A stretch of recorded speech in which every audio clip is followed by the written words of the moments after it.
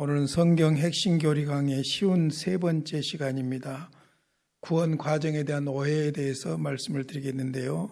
먼저 하나님 말씀 한 구절 소개합니다. 빌립보서 3장 13절 14절입니다. 빌립보서 3장 13절 14절. 형제들아, 나는 아직 내가 잡은 줄로 여기지 아니하고 오직 한 일, 즉 뒤에 있는 것은 잊어버리고 앞에 있는 것을 잡으려고 푯대를 향하여 그리스도 예수 안에서 하나님이 이에서 부르신 부름의 상을 위하여 달려가노라. 아멘. 우리는 지금 구원론에 접어들었습니다. 지난 시간에 구원의 순서 혹은 구원의 과정, 오르도 살리투스에 대해서 말씀을 드렸지요. 존 머리 입장이 있고 볼 코베 입장이 있고 볼 가워의 입장이 있는데, 가장 기본적으로 존 머리의 구원의 9가지 순서를 암송해 두시면 구원에 대해서 논리적으로 또 순서적으로 이렇게 이해하는 데 좀 도움이 됩니다. 소명, 중생, 회심, 신앙, 칭의, 양자, 성화, 성도의 견인, 영화, 이걸 암송해 두시면 구원에 관한 논리적인 것을 이해하는 데 도움이 되지요. 오늘은 특별히 구원의 과정에 대한 오해 문제, 구원의 순서에 대해서 오해하고 있는 부분을 말씀드리려고 하는데, 두 가지로 말씀드리려고 합니다. 첫째는 단계론이고, 두 번째로는 육신에 속한 그리스도인에 대한 오해입니다.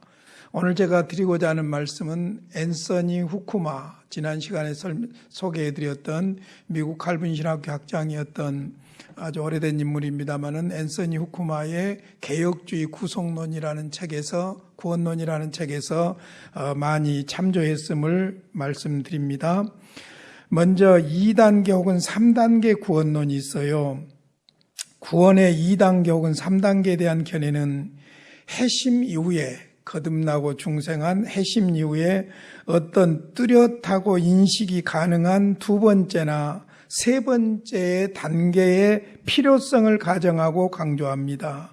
그러니까 회심한 이후에 어떤 특별한 인식할 수 있는 체험 같은 그런 것들을 말한다는 것이죠. 결론부터 말씀을 드립니다마는, 거듭남과 성장 혹은 거듭남과 깨달음에 대한 혼란 때문에, 오해 때문에 이런 일이 생긴다고 볼 수 있죠. 성결교에서는 회심, 칭의, 그 다음에 전적 성화 단계가 있다고 이야기를 합니다. 여러분들이 그림을 한번 보십시오. 그림을 보시면은 그 그림에서 중요한 것이 이제 계단이 있다는 거예요. 계단. 성결교의 경우를 한번 보십시오. 회심, 칭의, 그 다음 단계로 전적 성화가 있다는 것이지요. 사실 성결교에서 사중복음을 강조하는데 아주 훌륭한 부분들이 있지요. 중생, 성결, 신유, 재림, 이것이 성결교에서 강조하는 사중복음입니다. 18세기 존 웨슬레의 그리스도의 완전론 혹은 완전성화론에 뿌리를 두고 있는데, 우리 한국에서는 동양선교회로 시작해서 이제 성결교, 기독교, 대한기독교, 성결교 이런 교단으로 연결이 되어졌지요. 이단이 다 잘못됐다, 그런 말이라기보다는 단계론을 그들이 주장하고 있다는 것을 말씀드립니다. 계단으로요. 그 다음에 이제 대부분의 오순절 교회, 오순절파가 우리 한국에서는 순복음으로 교단이 바뀌었죠. 오순절 교단에서는 회심 다음에 반드시 성령 세례의 단계가 있어야 된다는 거예요. 그래서 증인 사역과 전도지요, 봉사를 위해서 성령의 능력, 기름 부음을 그리스도로부터 받아야 된다. 그리고는 그 증거로서 반드시 나타나야 될 것이 있는데, 그게 뭐냐면은 방언과 신유가 나타나야 된다는 거예요. 그러면 뒤집어서 만약에 방언을 못하면은 구원을 못 받았다고 실망하게 되겠죠. 그래서 이제 거짓 방언들을 하려고 하는 거예요. 자, 그 다음에 일부 오순절 교회에서는 또 그림을 보십시오. 회심 단계 지나서 성화가 필요하고, 성화 단계 지나서 성령 세례를 받아야 된다는 거예요. 오순절에서 아주 강조하고 있는 것이 성령 세례입니다. 회심한 것 가지고는 안 된다. 거듭난 것 가지고는 안 된다. 반드시 성령 세례를 받아야 된다. 그렇게 강조하고 있는 것을 볼 수 있죠. 그 그림에서 여러분들이 꼭 기억해야 될 것이 뭐냐? 계단이에요. 계단. 단계로 생각한다는 거예요. 단계로 생각한다는데 문제가 있다는 것이죠. 2단계 혹은 3단계로. 그래서 회심한 이후에 어떤 뚜렷하고 인식이 가능한 두 번째 내지는 세 번째 어떤 체험이 필요하다고 강조하는 것이죠. 자, 여기에 대해서 몇 가지로 반론을 해보겠습니다. 먼저 구원론에서 과정은 동시적이며 논리적인 순서다. 제가 지난번에 말씀을 드렸죠. 몇 년 몇 월 몇 일에는 부르심을 받고 몇 년 몇 월 몇 일에 거듭나게 되고 이런 것이 아니고, 이 구원의 순서는 오르도살로티스는 논리적인 순서일 뿐이지 그것이 과정, 단계들을 말하고 있는 것은 아니라는 것이죠. 예를 들어서 우리가 소명, 중생, 회심, 신앙, 칭의 양자까지 한순간에 되어지는 거예요. 예수를 구주로 영접한 순간 되어지는 것이죠. 그런데 죄송하지만 성화는 점진적으로 이루어지기 때문에 성화를 그 다음 단계에다 뒀지만은 성화도 이미 신분적으로 거룩해진 성도로서의 성화예요. 그걸 아셔야 돼요. 그러니까 우리가 예수님을 영접한 사람들은 구원받았다고 그러죠. 그리고 그리스도인이라고 그러죠. 그러니까 신분적으로 이미 성화된 거예요. 그래서 성도라고 그러는 겁니다. 그러면서 이제 상태적으로 계속해서 점진적으로 성장해 가기 때문에 성화를 점진적으로 보는 것뿐이지요. 그러니까 신앙생활의 진보나 성장은 회심 이후에 특정한 단계들로 올라가는 것이 아니라 점진적이고 지속적인 성장을 수반하는 생명의 원리죠. 그러니까 거듭남은 예수 생명을 영접한 것이고, 예수 생명이 있는 자는 당연히 그 다음에 어떻게 되겠어요? 성장해 가는 것이지 단계별로 구원을 받는 것은 아니라는 것이죠. 그래서 계단, 단계, 이게 바로 위험한 부분입니다. 그 다음에 그리스도 안에 있는 사람이 칭의뿐만 아니라 성화를 위해서도 그리스도를 받아들인다면 어떻게 거룩해지지 않고 의롭게 될 수 있는가? 제가 방금 전에 설명했잖아요. 이미 예수님을 구주로 영접한 사람은 신분적으로 성화된 거예요. 성도예요. 성도예요. 신분적인 성화죠. 이제 상태적으로 계속 점진적으로 성장해 가는 것이죠. 그 다음에 신약에서 오순절에 있었던 단회적인 성령의 부으심이 아닌 하나의 체험으로서 성령 세례는 구원을 위해 성령을 받아들이는 것을 뜻하므로 그리스도 안에 있는 모든 사람은 자신을 이미 성령 세례를 받은 사람으로 간주해야 한다는 것입니다. 성령 세례는 회심 이후 두 번째나 세 번째 단계가 아니라는 것이죠. 그러니까 사도행전 2장 1절에서 성령이 오시고 나서 사도들을 통해서 계속해서 복음이 전해지고 있죠. 자, 그런데 이제 예를 들어서 일부 오순절 같은 경우에서는 거듭났어도 중생했어도 반드시 또 다른 성령 세례를 받아야 된다는 거예요.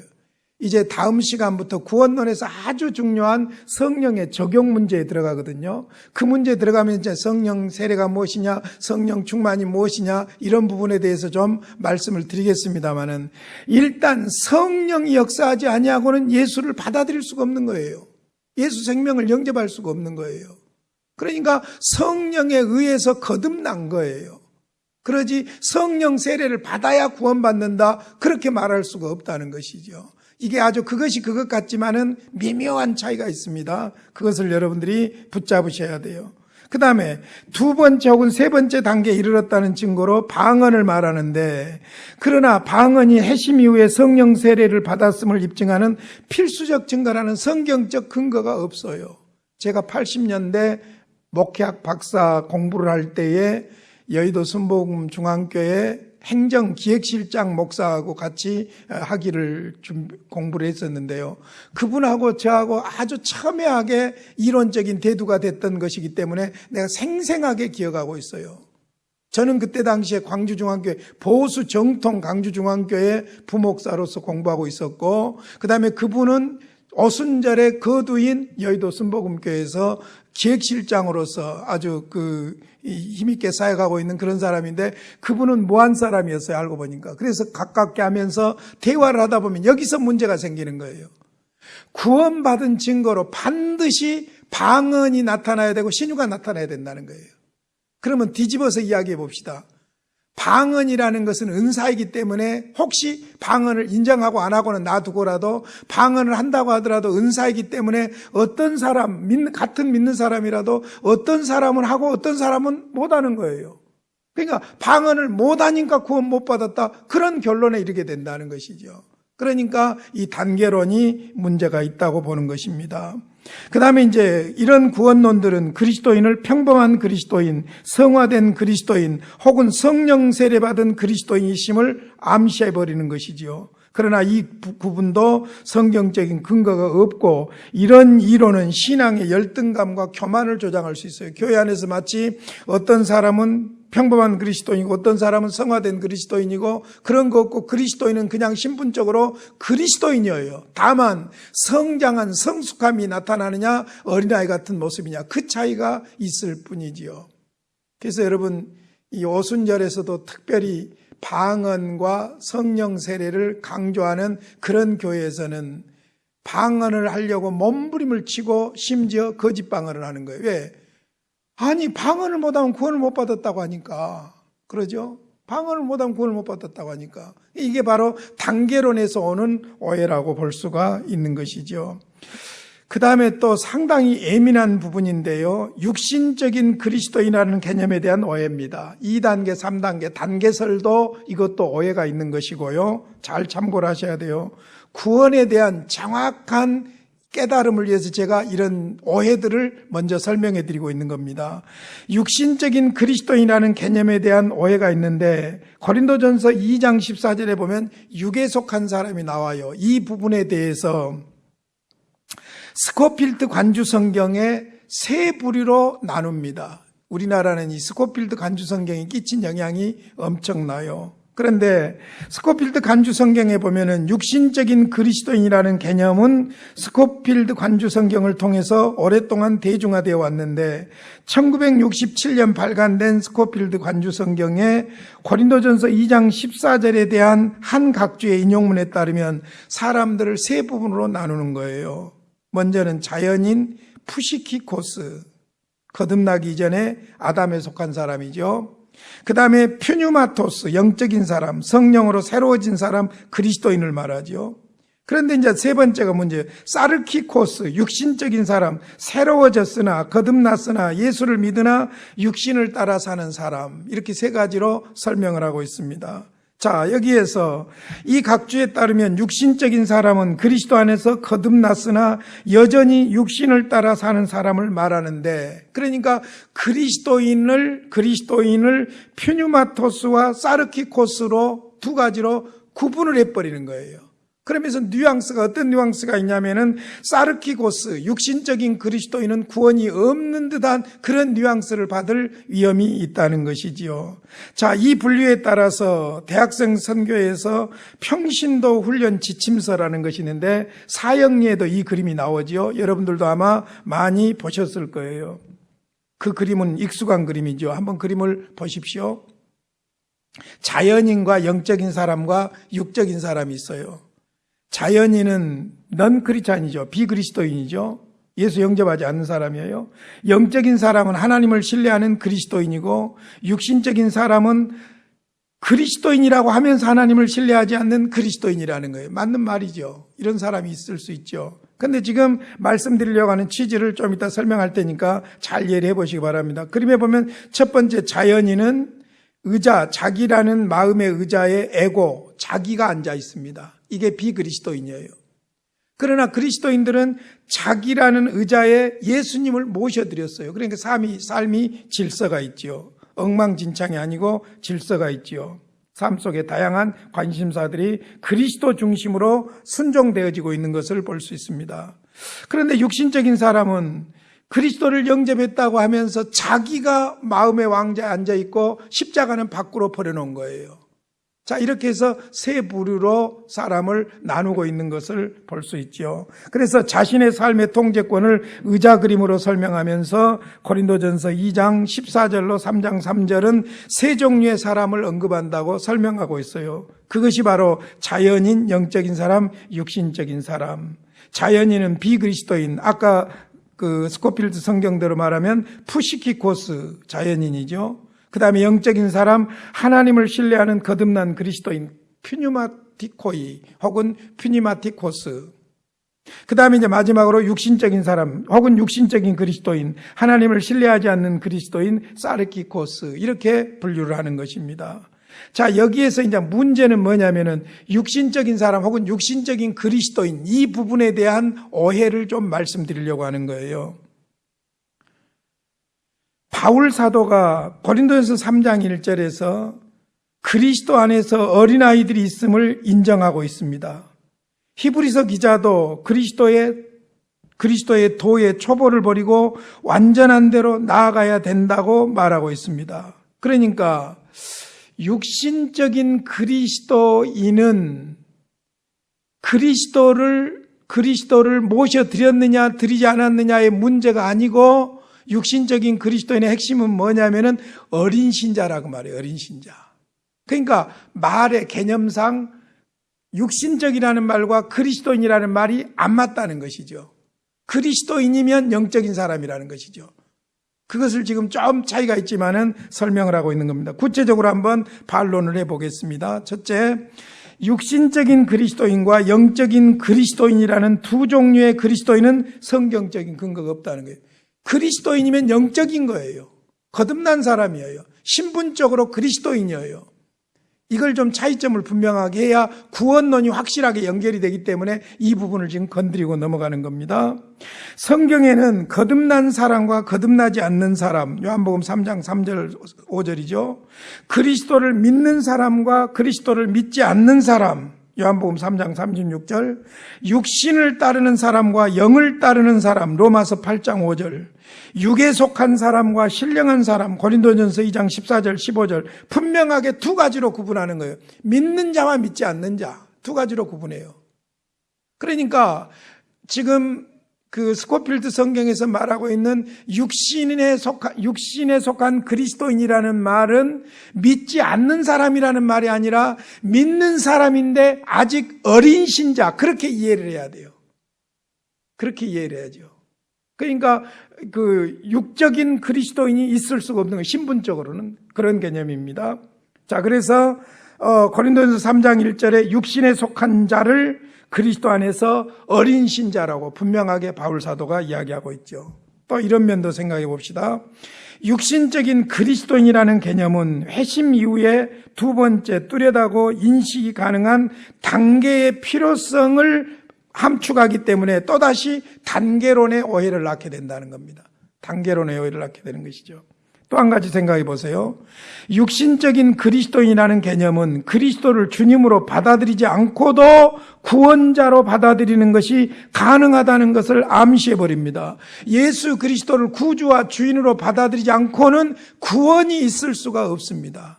그러니까 개념상 육신적인 그리스도인이라는 말이 안 맞다는 거예요. 다만 그리스도 안에서 어린 신자가 있을 수 있다. 초보자가 있을 수가 있다. 그런 개념이죠. 자, 그래서 육신적인 그리스도인이라는 개념은 그리스도를 주님으로 받아들이지 않고도 구원자로 받아들이는 것이 가능하다는 것을 암시해버리기 때문에 문제가 있다는 것이고, 그리스도를 구주와 주인으로 받아들인 사건이 거듭남이라고 볼 수 있지요. 고린도후서 4장 5절입니다. 우리는 우리를 전파하는 것이 아니라 오직 그리스도 예수의 주 되신 것과 또 예수를 위하여 우리가 너희의 종된 것을 전파함이니라. 주, 예수를 주로 믿는 자가 거듭난 자지요.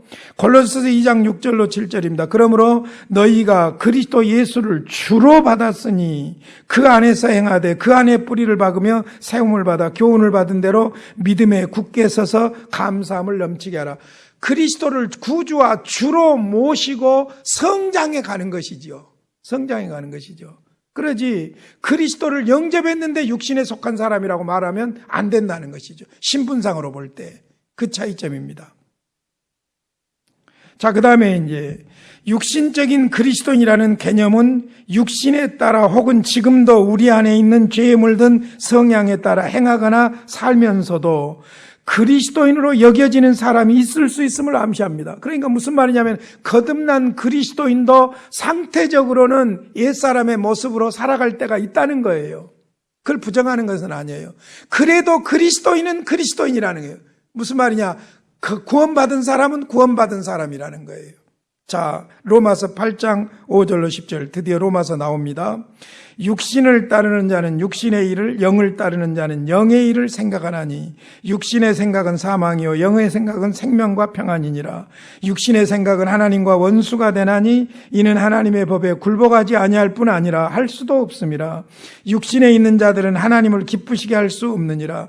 만일 너희 속에 하나님의 영이 거하시면 너희가 육신에 있지 아니하고 영에 있나니 누구든지 그리스도의 영이 없으면 그리스도의 사람이 아니라. 또 그리스도께서 너희 안에 계시면 몸은 죄로 말미암아 죽은 것이나 영은 의로 말미암아 살아있는 것이니라. 자, 좀 설명해 볼게요.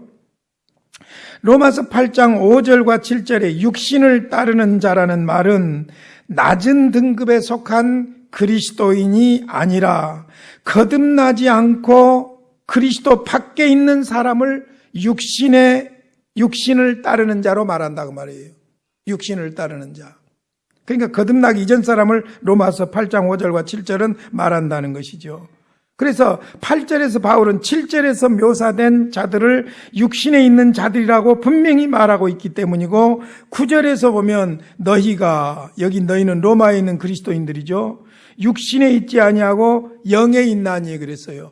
행동이 육신적인 것을 따라가는 모습이 있어요. 있음에도 불구하고 신분적으로 그리스도인이지 육신을 따르는 자, 그런 신분이 아니라는 것이죠. 갈라디아서 5장 16절입니다. 내가 이르노니 너희는 성령을 따라 행하라. 그리하면 육체의 욕심을 이루지 아니하리라. 성령을 따라 살도록 생명을 모셔드렸다는 거예요. 그래서 갈라디아서 5장 24절에 보면 22절과 23절에서 성령의 9가지 열매를 이야기하고 나서 그리스도 예수의 사람들은 육체와 함께 그 정욕과 탐심을 십자가에 못 박은 사람들이다. 그렇게 말하고 있어요. 그러니까 그리스도를 모셔드렸으면 그리스도인이에요. 그리스도인. 상태가 어떠하든지 그리스도인이에요. 그걸 이야기하는 겁니다. 구원론에서 이것이 굉장히 중요한 부분이에요. 그래서 성령으로 아니하면 안 되는 거예요. 그래서 영의 사람이에요. 모든 신자는 분명히 육신의 유혹을 받으며 때때로 그 유혹에 굴복하기도 합니다. 사실이에요, 상태적으로. 그러나 지속적으로 육신 안에서 살지는 않습니다. 왜냐하면 신분이 그리스도인이기 때문에 그렇지요. 그래서 이제 고린도전서 3장 1절로 3절을 제가 정확하게 해석을 해드리겠습니다. 고린도전서 3장 1절로 3절 제가 읽어드릴게요. 형제들아, 내가 신령한 자들을 대함과 같이 너희에게 말할 수 없어서 육신에 속한 자, 자 여기서 중요한 말이 지금 육신에 속한 자예요. 육신에 속한 자, 곧 그리스도 안에서 어린아이들을 대함과 같이 하노라. 내가 너희를 저주로 먹이고 밥으로 아니하였노니 이는 너희가 감당하지 못하였음이거니와 지금도 못하리라. 너희는 아직도 육신에 속한 자로다. 너희 가운데 시기와 분쟁이 있으니 어찌 육신에 속하여 사람을 따라 행함이 아니리요. 자, 고린도전서 2장 14절에 보면은 육에 속한 사람이 나옵니다. 푸시키코스, 자연인, 거듭나기 이전의 사람이죠. 2장 15절에 보면은 신령한 자가 나옵니다. 푸뉴마티코스 그러죠. 신령한 자, 거듭난 사람을 말합니다. 근데 이제 문제는 3장 1절에 육신에 속한 자, 사르키코스가 나와요. 육신에 속한 자.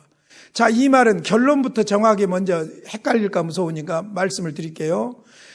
사람은 두 종류밖에 없어요. 믿는 자와 믿지 않는 자, 거듭나지 않는 자와 거듭난 자, 두 종류밖에 없어요. 그런데 거듭난 자 안에 어린 신자가 있다는 거예요. 그것을 육신에 속한 자로 설명하고 있을 뿐이지 육신에 속한 그리스도인이란 있을 수가 없다는 거예요.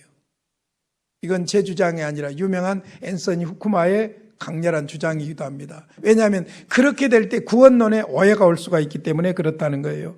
오직 예수를 믿음으로 구원받은 거예요. 구원받은 거예요. 구원은 받았으나 아직 신앙이 어린 신자가 있다는, 그러니까 바울 사도가 뭐라고 말합니까? 아직 알아듣지 못하니까 어린아이에게 말하듯이 말한다, 그렇게 말하잖아요. 제가 시골에서 개척할 때는요, 교회 안에서 평소에 쓰는 용어를 쓸 수가 없었어요. 왜냐하면 믿는 사람이 하나도 없었으니까. 그러니까 나락비로 가서 설명하기도 하고 동네 사람들 만나서 설명하기도 할 때 나락 갖고 딸기 가지고 막 설명하고 그렇게 하지, 성경에 은혜니 보혈이니 뭐 이런 말을 할 수가 없는 거예요. 왜냐? 개념 자체가 다르니까.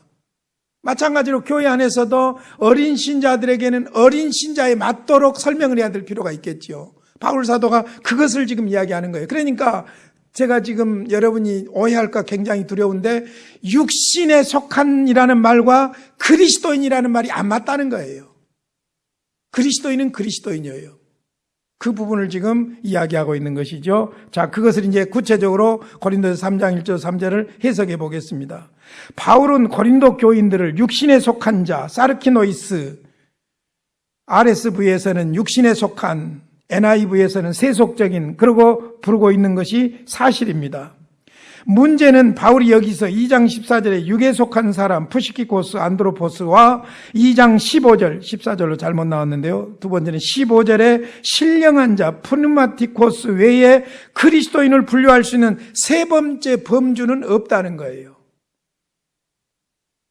자칫 잘못하면 이거 오해가 되기 때문에 그래요. 그러니까 믿는 자와 믿지 않는 자, 구원받은 자와 구원받지 못한 자 두 부류만 있을 뿐이지 제3이 있을 수가 없다는 것이죠. 3장 1절에 육신에 속한 자에 대하여 그런 다음에 구체적으로 설명을 해놨어요. 곧 육신에 속한 자가 어떤 사람이냐면 그리스도 안에서 어린아이들을 대함과 같이 하노라. 그렇게 이야기합니다. 어린아이를 대함과 같이. 3장 3절에 아직도 육신에 속한 자라는 표현은 아직도 그리스도가 아닌 사람을 자랑하고 성령이 아닌 지혜를 자랑하는 영적 유아들, 고린도 교회 이것이 문제였어요. 영적 유아들, 성숙하지 못함, 그것을 지금 지적하고 있는 것이지요. 그러니까 바울은 고린도 교인들의 행동상의 문제에도 불구하고 그들을 신령한 사람들의 범주에 속한 것으로 간주한다는 거예요. 그래도 그리스도인이라는 거예요. 구원받은 사람이라는 거예요. 이제 이해가 되죠? 그러니까 육신에 속한이라는 말과 그리스도인이라는 말이 언밸런스, 맞지 않는다 그 말이에요. 개념상으로 볼 때. 자, 그래서 구체적으로 고린도전서를 한번 볼게요. 고린도 교회가 그렇게 말썽이 많았음에도 불구하고 분명한 것은 영에 속한 자와 육에 속한 자, 구원받은 자와 구원받지 못한 자, 거듭난 자와 거듭나지 못한 자 두 부류만 있다는 거예요. 그래서 고린도 교인들에 대해서 1장 2절에 고린도에 있는 하나님의 교회, 곧 그리스도 예수 안에서 거룩하여지고, 이 말이 중요한 말이에요. 거룩하여지고가 완료 시제예요. 예수를 영접한 순간 신분적으로 구원받은 거예요. 하나님의 자녀가 된 거예요. 성도라 부르심을 받은 자들과 또 각처에서 우리의 주, 곧 그들과 우리의 주 대신 예수 그리스도 이름을 부르는 모든 자들에게, 예수를 믿는 모든 사람들에게, 그러면서 고린도 교회에 편지하면서 고린도 교인들에게 이미 거룩하여졌다. 어디서? 그리스도 예수 안에서. 완료 시제예요. 그러니까 우리가 예수님을 영접한 순간 예수의 생명이 내 안에 들어왔고 그 순간 나는 예수의 생명을 소유한 하나님의 자녀 그리스도인이 돼버린 거예요. 이걸 지금 강조할. 구원론에서 이 부분이 헷갈리면요, 자꾸 무슨 문제가 끼어들게 되냐면 공로가 끼어들게 되고 인간의 조건이 끼어들게 되고 문제가 생기는 거예요. 그래서 이 부분을 좀 철저하게 다루고 넘어가려고 하는 겁니다. 고린도전서 1장 4절에 보면 그리스도 예수 안에서 너희에게 주신, 예수를 믿는 사람들이에요. 하나님의 은혜로 말미암아 내가 너희를 위하여 항상 하나님께 감사한다. 고린도전서 1장 30절 너희는, 고린도 교인들이죠, 하나님으로부터 나서 그리스도 예수 안에 있고 예수는 하나님으로부터 나와서 우리에게 지혜와 의로움과 거룩함과 구원함이 되셨으니. 그러죠?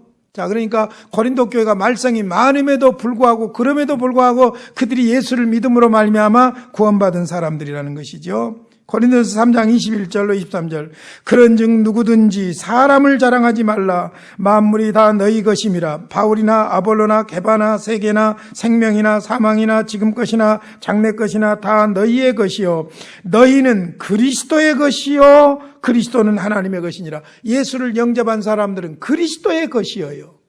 그리스도의 것이어요. 고린도전서 6장 11절 너희 중에, 고린도 교인들이죠, 이와 같은 자들이 있더니 주 예수 그리스도의 이름과 우리 하나님의 성령 안에서 씻음과 거룩함과 의롭다 하심을 받았느니라. 여기에 씻음과 거룩함과 의롭다 하심, 이 동사들은 전부가 다 부정 과거 시제예요. 순간적인 행동을 묘사하는 거예요. 예수 영접한 순간 다 구원받은 사람들이라는 것이죠. 그래서 고린도후서 5장 17절에서 정확하게 증명합니다. 그런즉 누구든지, 그랬어요. 누구든지 그리스도 안에 있으면 새로운 피조물이라 이전 것은 지나갔으니 보라 새 것이 되었도다.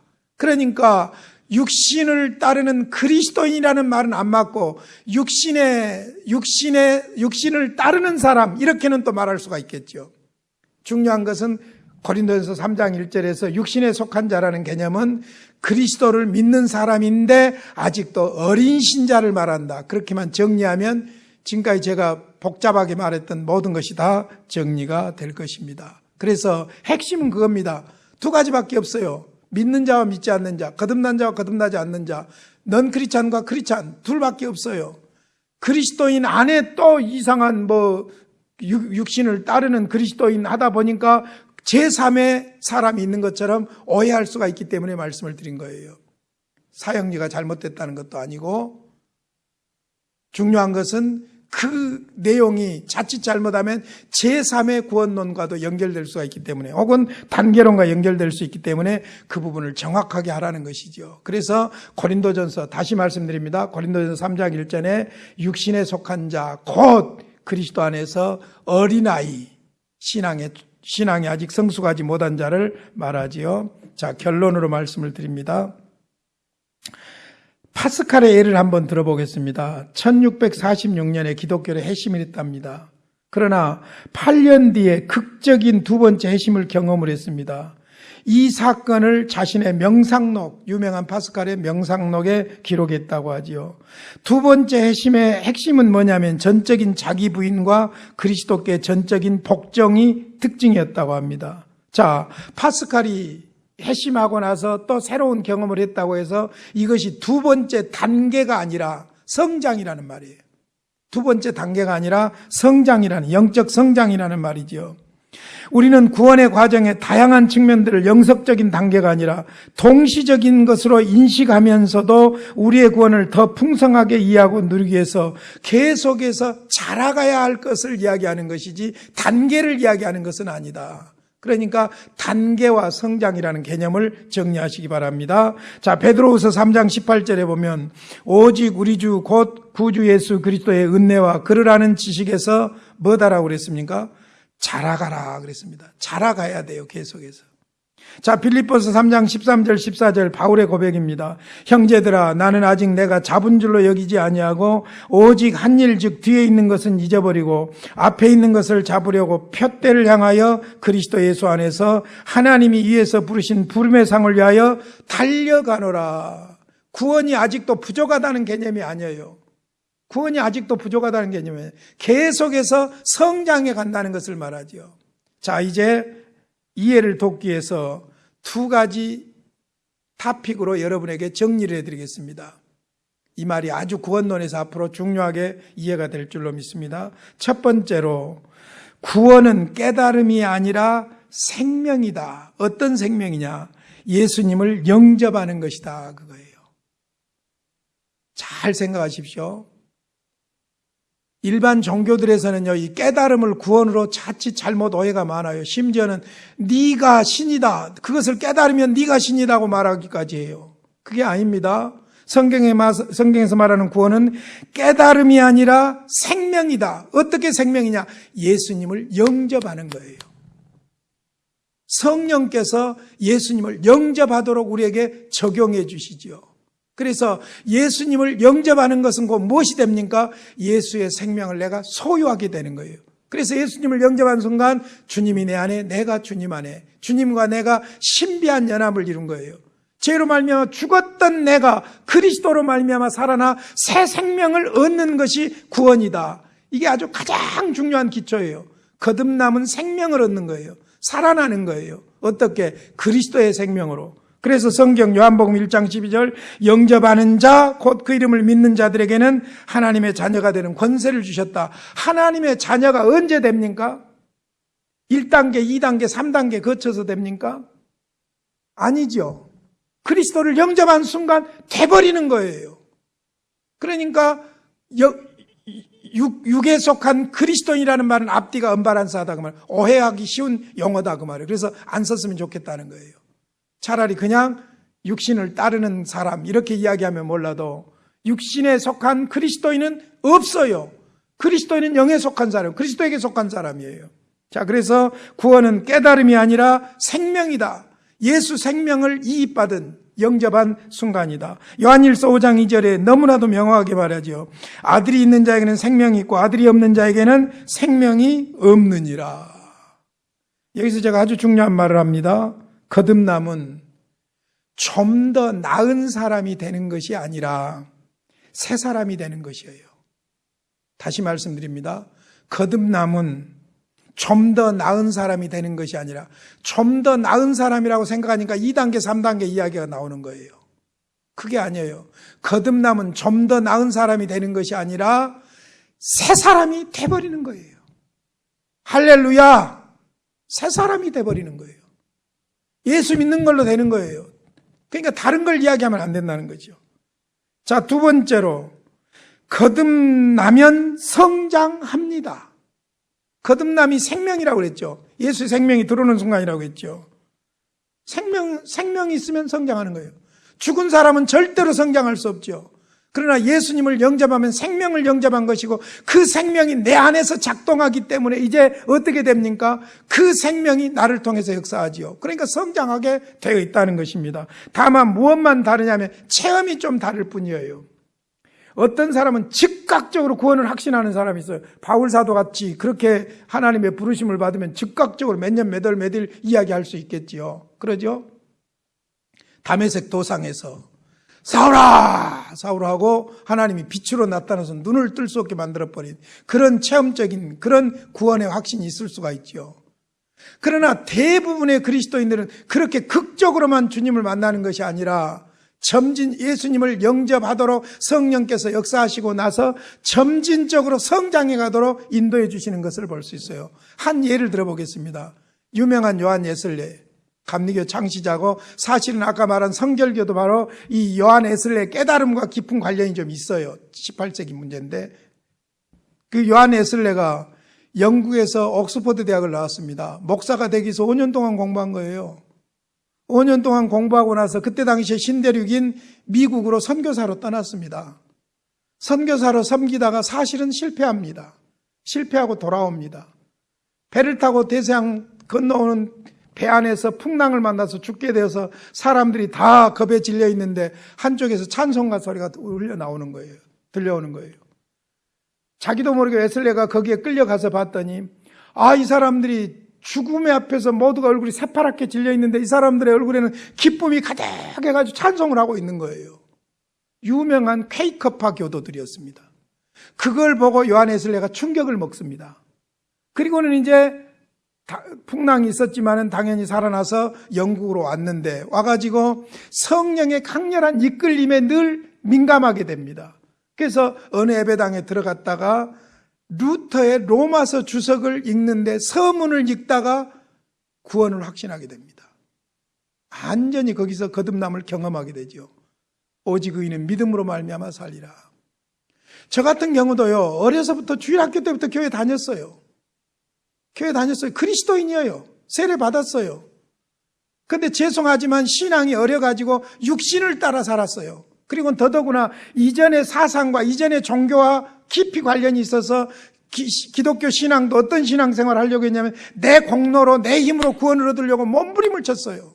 그러다 보니까 어린 나이부터 어른들 예배 참석하고 수요일 예배 참석하고 예배 참석 안 하면 지옥 갈 것 같고 막 그런 감정에 빠져서 살았어요. 그러나 율법주의에 빠졌기 때문에 굉장한 열심이 있었어요. 특심이 있었어요. 나는 어려서부터 모교에서 목사라고 불렀어요. 그래서 착하게 산다고 살았어요. 그런데 죄송하지만 내가 정작 그리스도인으로서 거듭남을 확실하게 깨달은 것은 신학교에서 에베소서 2장 8절 9절 말씀에 뿅 가버린 거예요. 그 한 구절 말씀에 내 인생이 바뀌어버린 겁니다. 너희가 그 은혜로 말미암아 구원을 받았나니 이것이 너희에게서 난 것이 아니요 하나님의 선물이라 행해서 난 것이 아니니 이는 누구든지 자랑하지 못하게 하려 함이라. 얼마나 제가 감격적이었으면 그때부터 율법주의에 빠진 사람이 불쌍한 거예요. 그래서 나는 구원파도 이해를 합니다. 구원파가 율법주의에 빠져 있다가 예수 믿으러 구원 받아버렸다 끝났다 기도할 필요도 없다 뭣도 없다 막 하다 보니까 극단적인 구원론으로 가버린 그걸 나는 이해를 해요. 내가 그렇게 과정을 겪어왔기 때문에. 그러니까 구원은 거듭나면 생명을 소유하기 때문에 생명은 반드시 성장하게 돼 있고 체험이 다를 뿐이라는 거예요. 그래서 구원 문제를 우리가 자꾸 인간의 행위, 공로 이런 것하고 연결을 시키기 때문에 제가 오늘 구원에 대한 오해를 정확하게 좀 정리하기 위해서 단계론이 아니다. 단계론이 아니다. 그리고 사람은 두 종류밖에 없다. 믿는 자와 믿지 않는 자, 구원받은 자와 구원받지 않는 자 두 종류밖에 없다. 제3의 지대란 없다. 이것을 정확하게 하기 위해서 제가 스코필드 성경까지를 예를 들어서 말씀을 드렸습니다. 최근에 팀 켈러가 쓴 태어남에 관하여, 결혼에 관하여, 죽음에 관하여 시리즈로 3권의 책을 냈더라고요. 아주 짤막짤막하게 잘 내놨는데 태어남에 관하여 그 책에 보니까 부모로부터 태어난다, 영적으로 태어나야 된다, 그 다음에 영적으로 태어난 사람은 이렇게 살아야 된다. 간단한 3가지를 사실 한 권의 책으로 만들어 놓은 거예요. 근데 거기에 보니까 팀 켈러가 이렇게 이야기를 했어요. 거듭남을 이렇게 정의했는데 너무 마음에 와닿더라고요. 거듭남이란 우리가 미래로 이동하는 것이 아니라 미래가 우리 속으로 들어오는 것이다. 잘 생각해 보세요. 자꾸 우리는 미래하고 헷갈리고 있으니까 문제가 있어요. 우리가 미래로 이동하는 것이 아니라 미래가 우리 속으로 들어오는 것이다. 세상을 거듭나게 하시는 하나님의 능력이 지금 당신의 삶에 들어왔어요. 느리지만 확실하게 당신을 그분의 아들의 형상으로 변화시켜 나간다. 우리가 구원의 확신을 가질 필요가 있어요. 교회에 다니는 수많은 사람들이 구원의 확신이 없어요. 그것이 흔들리는 모든 요인이에요. 구원의 투구, 안전모를 써야 되는데 구원의 투구가 없어요. 그러니까 위험해요. 늘 넘어지고 어쩔 때는 아주 믿음이 좋은 사람 같다가 어쩔 때는 막 넘어지고 그러죠. 다시 한번 말씀드릴게요. 거듭남이란 우리가 미래로 이동하는 것이 아니라 미래가 우리 속으로 들어오는 것이다. 세상을 거듭나게 하시는 하나님의 능력이 지금 당신의 삶에 들어와 느리지만 확실하게 당신을 그분의 아들의 형상으로 변화시켜 나간다. 성장한다 그 말이에요. 구원론을, 기독론과 구원론을 확실하게 이해하게 되면요, 받아들이게 되면요, 예수 밖에는 없어요. 예수 믿으면 구원 받아요. 인간적으로 이야기하려고 하지 마세요. 그래서 오늘 단계론에 대한 오해와 육신에 속한 그리스도인이라는 언어, 이 용어에 대한 오해가 없도록 여러분에게 말씀을 드렸습니다. 고마우신 아버지 감사합니다. 가슴 두근거리고 참으로 놀라운 하나님의 구원의 진리를 같이 공부하게 되니 너무나도 감사합니다.